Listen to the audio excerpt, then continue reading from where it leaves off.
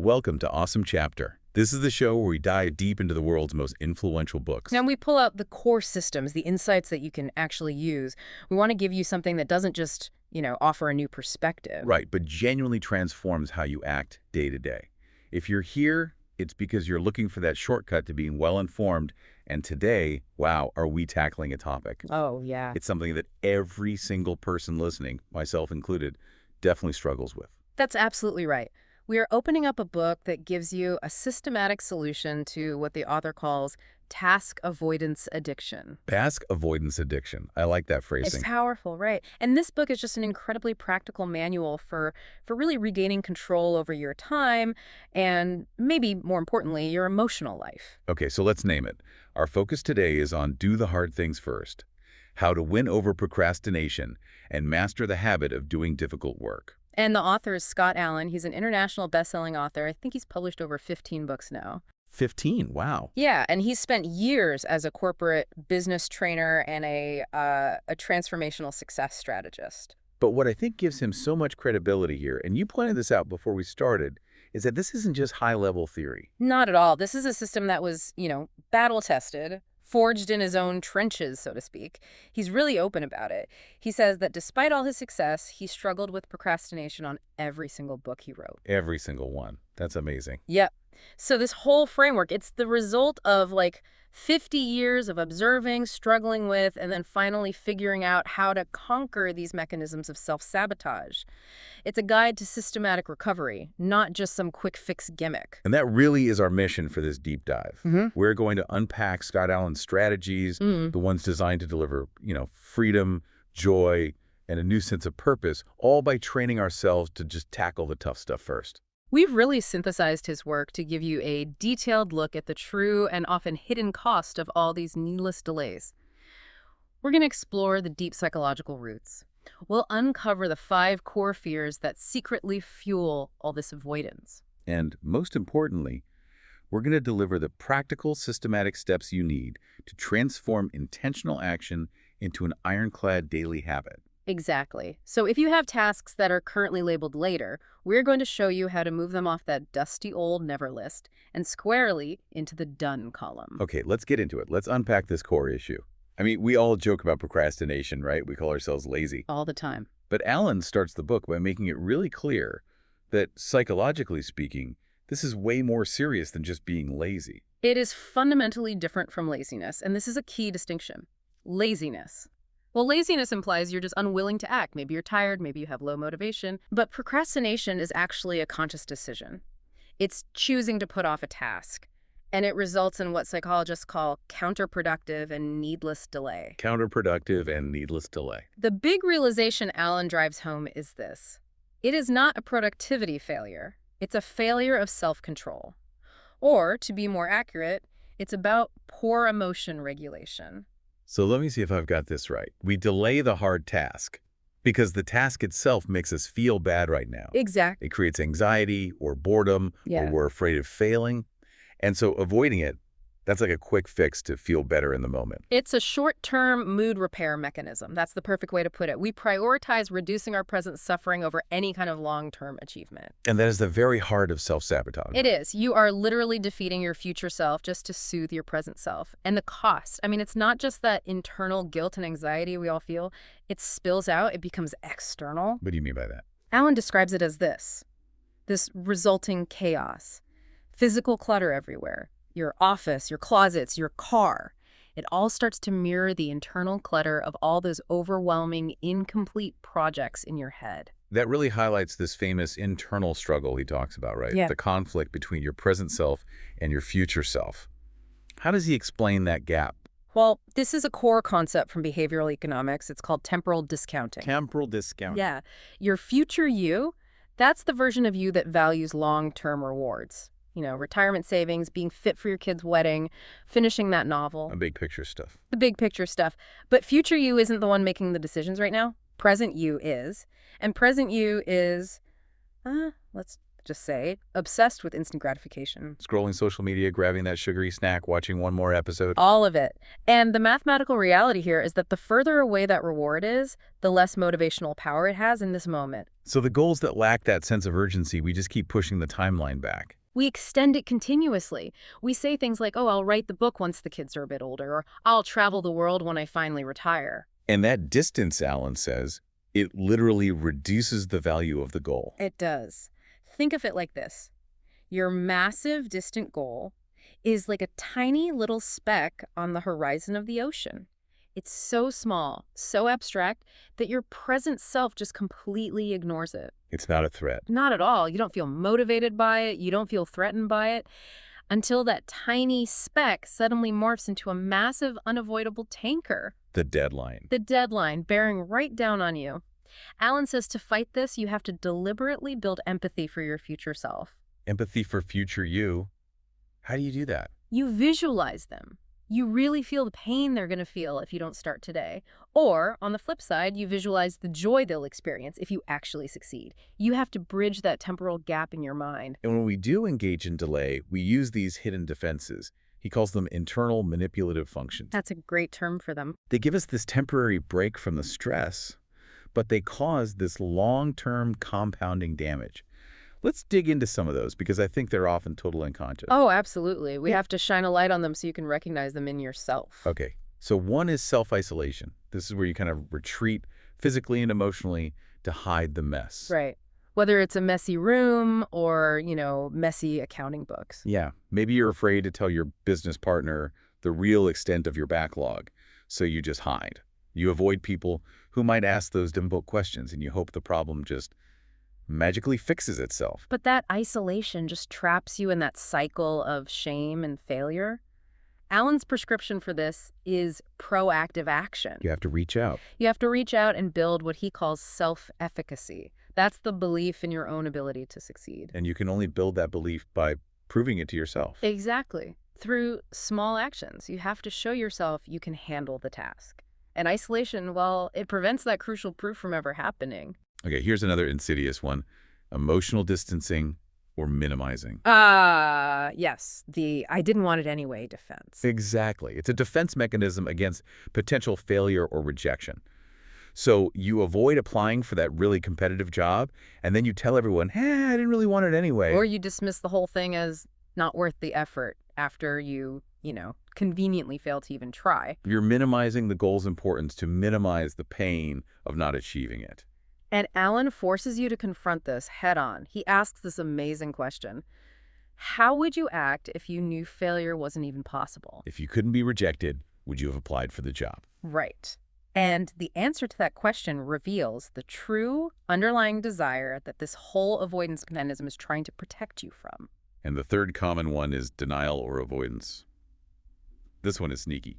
It's the illusion of productivity. Ugh, the busy work trap. Yes, you're not doing nothing. You're doing highly unnecessary, low-value things. We all do this. You clean your entire apartment when you should be writing that report. Or you spend 2 hours color-coding your email folders when you should be making that difficult client call. What about the digital version? Oh, the digital version is the worst.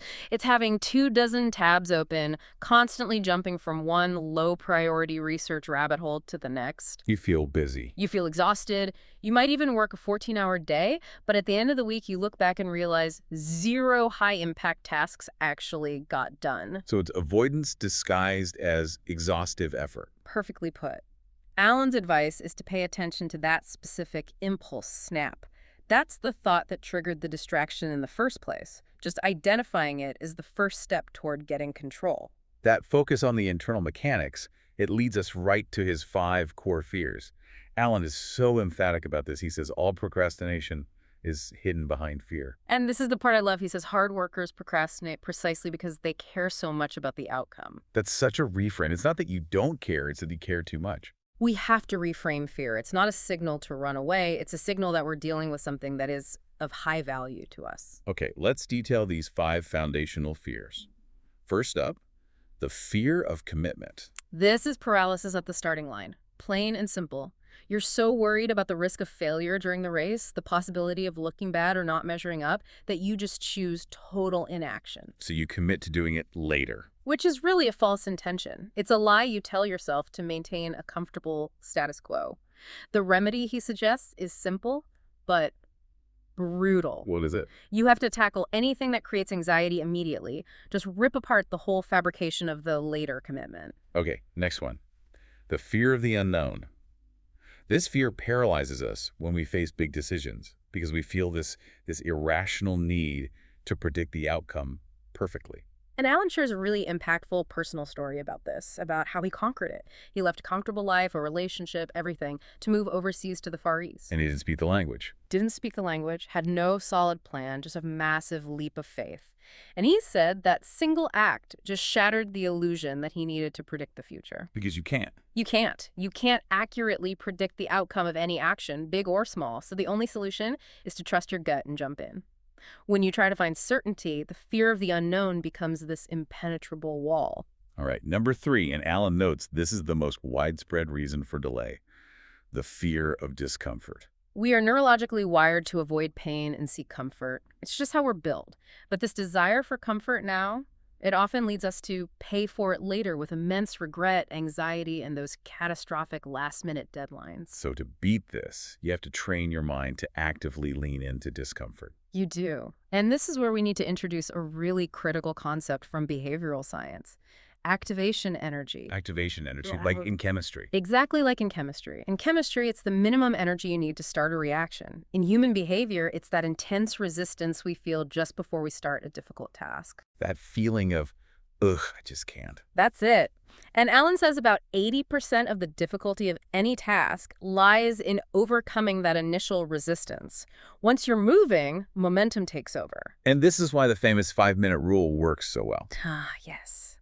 The magic of the 5-minute rule. You just commit to 5 minutes. Exactly. 5 minutes is short enough that even your present self agrees to the deal. It's not threatening. It breaks that activation energy barrier. But the key instruction is, The crucial instruction is do not think about what happens after the 5 minutes are up. You only agree to start. That's the whole contract. and in 99% of cases. Once you're moving, you hit a flow state and the task just carries itself forward. Okay, 4th fear, the fear of decision-making. Yeah. This leads to analysis paralysis. Right. And this fear, it's not really about the act of choosing. It's about the results the choice might bring. You're afraid of looking incompetent. Or making the wrong move that leads to negative feedback from others.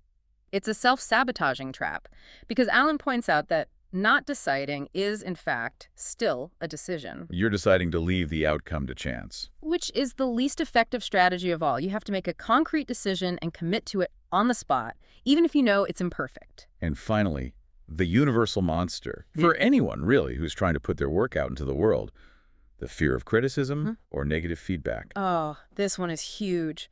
This fear keeps books from being published, applications from being submitted, and businesses from ever launching. And it's often based on this, totally exaggerated idea of how much people are even paying attention or how much they'll judge us. Completely irrational. Alan's advice here is so profound. He says you have to reframe criticism as a necessary part of the learning curve for growth. He reminds us that even masterpieces have critics. He does. He notes that, nearly a quarter of viewers aren't satisfied with the Mona Lisa? And even the Harry Potter series has tons of critics. Avoidance only makes you weaker.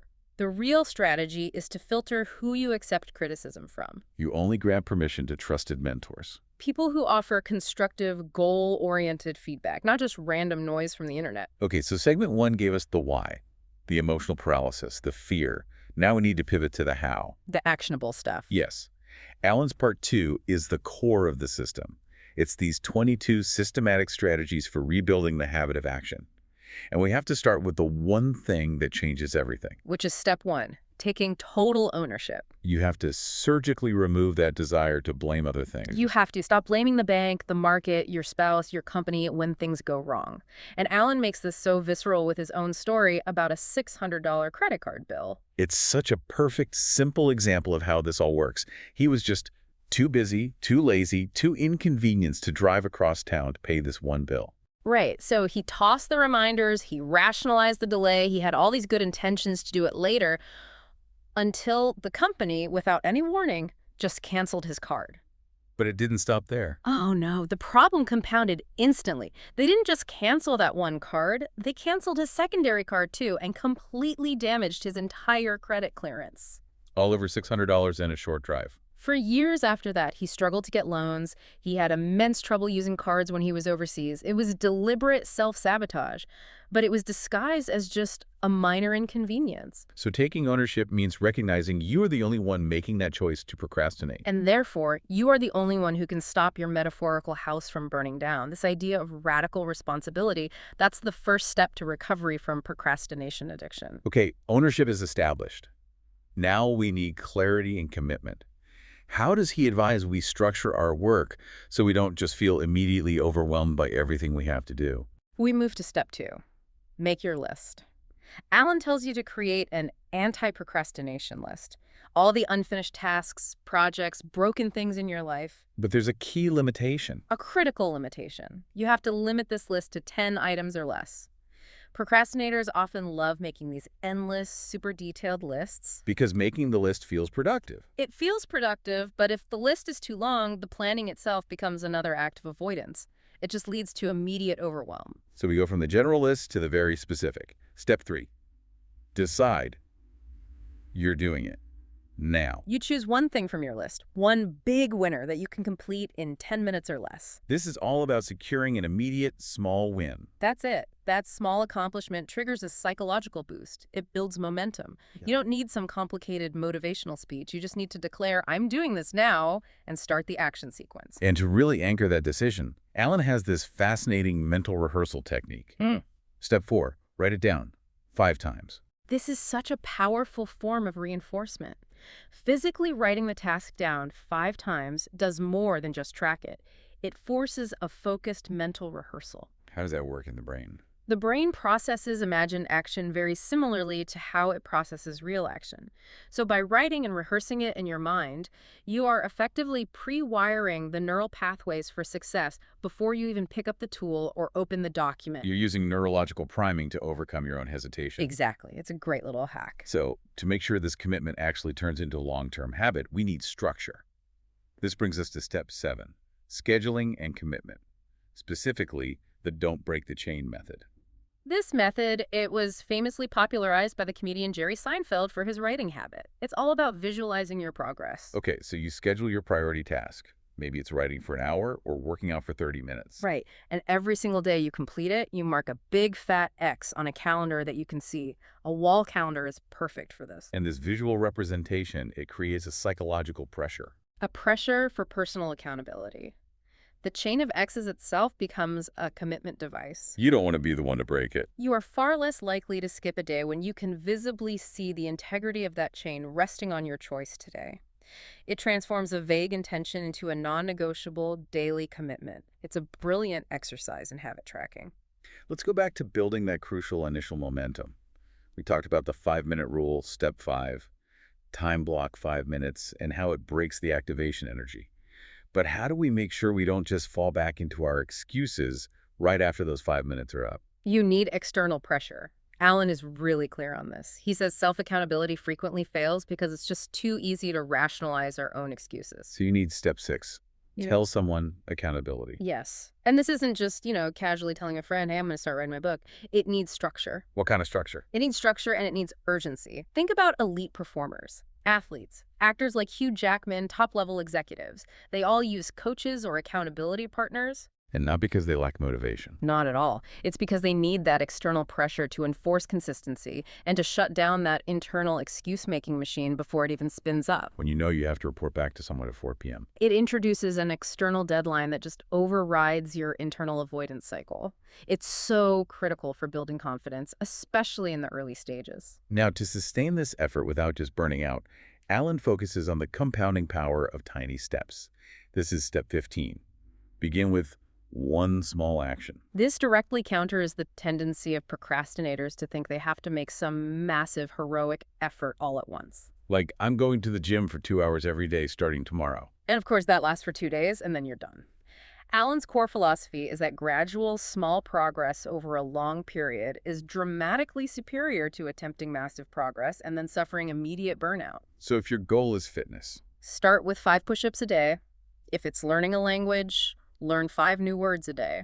The key is that this step has to be so small, so manageable, that you literally cannot fail at it. That's the secret.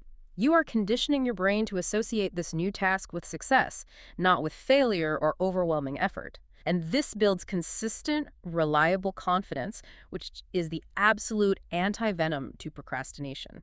This brings us to the efficiency of our actions. Step 16, the power of prioritization. And for this, he uses the 80-20 principle. Yes, Pareto's law. It states that roughly 80% of your results will come from only 20% of your effort. So for the chronic procrastinator, this means they spend almost all their time in the wrong zone. They spend 80% of their time on the low-value reactive tasks, the bottom 80%. This is things like endlessly responding to non-urgent emails, cleaning low-priority items, or just sitting in disorganized meetings that go nowhere. And Alan actually quantifies the time loss here, which is just shocking. It really is. He calculates that wasting just 30 minutes a day on meaningless busy work or low-value communication tasks, it adds up. It amounts to 120 hours a year. That is 5 full 24-hour days lost to distraction and low-impact activity. 5 days of your life gone. So the strategy has to be to laser focus your attention on that top 20% of activities, the hard, high-impact tasks. Yeah. And you do them, ideally, in the very first hour of your workday. You're setting the tone for the entire day. If you start your day by checking email and sorting through junk, you're basically training your brain to prioritize low-value reactive work. You're wiring the wrong habit from the get-go. But by tackling the most difficult high-impact task first, that 20%, you ensure that even if the rest of your day completely falls apart, you've already achieved maximum impact. That's how you reclaim those 120 lost hours. That's how you win back your time. Okay, so moving from the systems to our daily mindset control. The inner enemy is always trying to sabotage us through what Alan labels impulse snaps. The impulse snap. That's those sudden random urges to just abandon what you're doing. You're chasing a rabbit trail, you get shiny object syndrome. He actually tracked himself. At his most distracted, he was experiencing up to 47 of these impulse snaps per hour. 47 an hour. That sounds genuinely exhausting. Deep work would be impossible. It creates this internal state of high alert, what he calls monkey mind, where you're just constantly pulled by anything and everything. The impulse snap is that first tiny little link in the procrastination chain. Needed a coffee. I should check that random fact on Wikipedia. Wonder if someone tagged me on LinkedIn.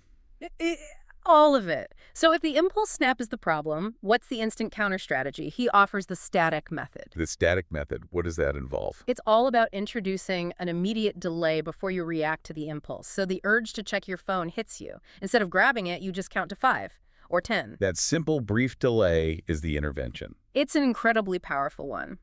By using breathing techniques, and we're talking just one focused breath, you interrupt that emotional feedback loop.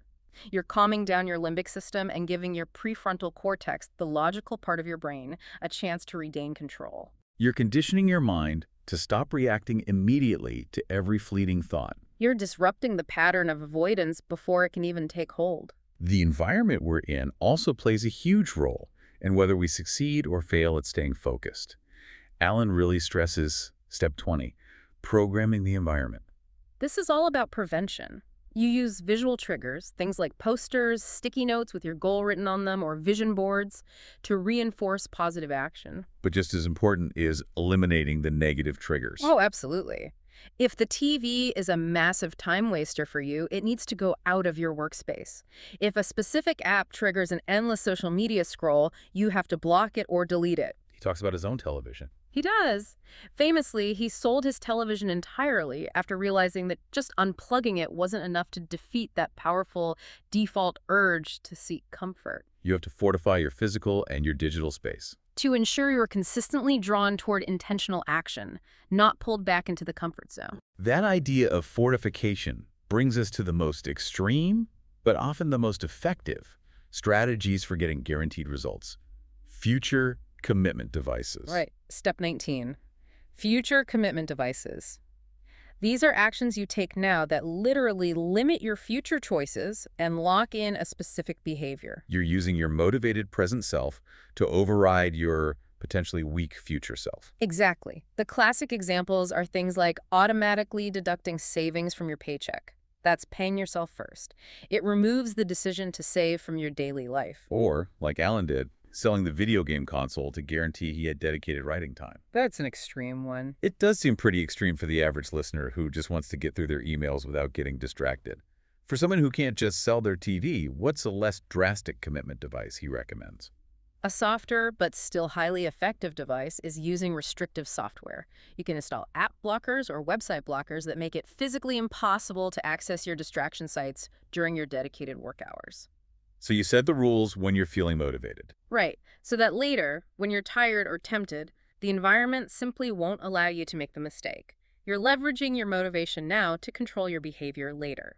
And the final habit hack for sustained motivation. This is one of my favorites because it combines the necessary evil with the reward. Step 22. Employ the Premack principle and temptation bundling. We should probably define the Premack principle first. It's a core concept in behavioral psychology. Go for it. It essentially states that a high probability behavior, that's something you prefer to do, like watching TV, can be used to reinforce a low probability behavior, something you need to do, like folding laundry. And temptation bundling is just the application of that principle. It is. You bundle the necessary task with the desired reward. So you combine the less desirable activity. Folding laundry, cleaning up your cluttered desktop files, doing your 5 push-ups. With a highly preferred activity. Like listening to your favorite podcast or audiobook. Or maybe you only allow yourself to eat your favorite snack while you're performing that task. So you're reinforcing the difficult action and satisfying that need for instant gratification at the same time. You get a dose of fun while you're completing the necessary hard tasks. You're successfully overcoming that immediate desire for mood repair. It's a win-win. Now, this entire system, from taking ownership all the way to bundling temptation, it's pretty worthless if we don't apply it across the board, right? It has to be holistic. And Alan dedicates the 4th part of his book to applying these hard things to 5 key life areas. Let's make sure we provide some actionable detail for each one, starting with health. Health procrastination is lethal. It's so dangerous because the consequences are so temporally discounted, they feel like they're years away. So the strategy is consistent, small action. If you've failed at massive gym routines in the past, switch to the 5 push-ups a day model. But more importantly, you have to identify and address your lifestyle roadblocks. Things like late-night eating or excessive drinking, which are just easy emotional escapes. He uses some powerful reflective questions here, too. He asks, are you genuinely content with your energy levels? Do you truly perceive challenges, like a difficult workout or a dietary change, as opportunities to grow stronger? If you avoid these difficult lifestyle changes today, you will have to face the heavy price later. In terms of sickness, low energy, restricted mobility. Exactly. Next, the home and workspace. Do hard things around your home and workspace. Alan touches on a psychological concept here that's related to the broken windows theory. The idea that visible disorder just fosters more apathy and carelessness. That's it. Broken, ignored things around your house, a hole in the wall, a perpetually broken handle, a cluttered desk. They reduce your motivation and they increase your background anxiety. It's like a visual noise that's constantly stealing your mental energy. Absolutely. The clutter in your environment will always mirror the clutter in your mind. If you ignore broken things in one area of your life, it signals to your brain that it's okay to neglect hard things everywhere else. So what's a specific solution? Create a list of 5 things to fix, repair, or declutter, and just commit to fixing one small thing per day. This is about eliminating those small areas of discomfort you've previously just accepted as normal. And this extends naturally to the digital space, which is, the modern procrastinator's wasteland. Oh, just think about your own digital landscape. Those chaotic Dropbox folders, thousands of unorganized files on your desktop, endless downloaded PDFs you're never going to read. Guilty. We all are. But cleaning up this digital space, organizing your files, creating a systematic naming convention, deleting old junk, it doesn't just speed up your computer, it drastically frees up your mental energy. Ignoring it is a form of information hoarding. Which leads to focus degradation. A decluttered digital space is a decluttered mind, and that translates directly into higher confidence and a better readiness to work. Okay, next, and this might be the most emotionally difficult application. Do the hard things in your personal relationships. This is a big one. This is where avoiding difficult conversations builds chronic resentment. Procrastinating on conflict resolution allows fear and contempt to just fester, and eventually it can split relationships apart. So Alan advises that you treat these conversations like a planned project. Exactly. How on earth do you plan a difficult conversation? Well, you schedule it in advance. You agree on a time and a place, maybe even a neutral zone, so the conversation isn't some kind of ambush. Yeah, that's fair. And critically, during the conversation, you have to enforce a focus on problem solving, not on proving that you were right. Using I statements. I feel X when Y happens. You own your feelings, and you actively avoid interrupting the other person. The hard work here is striving for genuine mutual understanding, even if the outcome of the talk is ultimately painful. Finally, we have to apply the system to our finances. This is often the area where delay is most catastrophically common. It leads to massive future anxiety. Financial stability demands consistent, hard habits. And the biggest obstacle is that immediate discomfort of tracking your expenses or saving money. So Alan highlights 3 key habits to stop financial procrastination. First, you have to actively track your monthly expenses to see where you're wasting money. This requires confronting some pretty harsh truths. Second, you have to consistently pay yourself first, and this must be automated. Automation really is the ultimate anti-procrastination hack in finance, isn't it? It absolutely is. By automatically deducting, say, 5 or 10% of your paycheck into a savings account, before it even hits your checking account, you remove the daily decision point. You eliminate the chance for present you to spend that money. It is a perfect example of a future commitment device that guarantees long-term success.